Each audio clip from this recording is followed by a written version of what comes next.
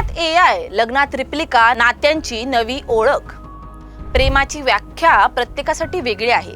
हे प्रेम म्हणजे काय तर विश्वास, त्याग, मोह अशा अगणित व्याख्या तुम्ही करू शकता.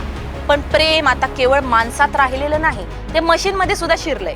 आता या प्रेमाच्या झांगडगुत्त्यात AI ने एंट्री घेतली आहे. सर्व क्षेत्रात AI ने बाजी मारलेली असताना आता प्रेमाच्या जाळ्यातही AI-चं नाव घेतलं जातंय.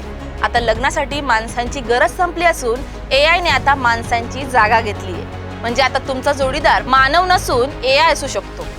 हो, एक आंतरराष्ट्रीय रिपोर्टनुसार 80% जेनझी म्हणजे आजची तरुण पिढी AI सोबत लग्न करायला तयार आहे म्हणे.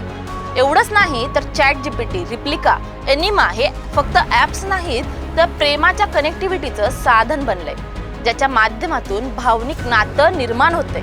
यावरून मला एक भावनिक प्रश्न पडतो की हे खरं प्रेम आहे की टेक्नॉलॉजीचा भ्रम?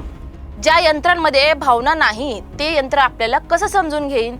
त्याला आपल्यावर प्रेम होईल का? जेनझी, आता तुम्ही ठरवा, तुम्हाला जोडीदार हवाय की प्रोग्राम? भावना हव्यात की फक्त फंक्शन? तुम्हाला काय वाटतंय? कमेंट करून नक्की सांगा.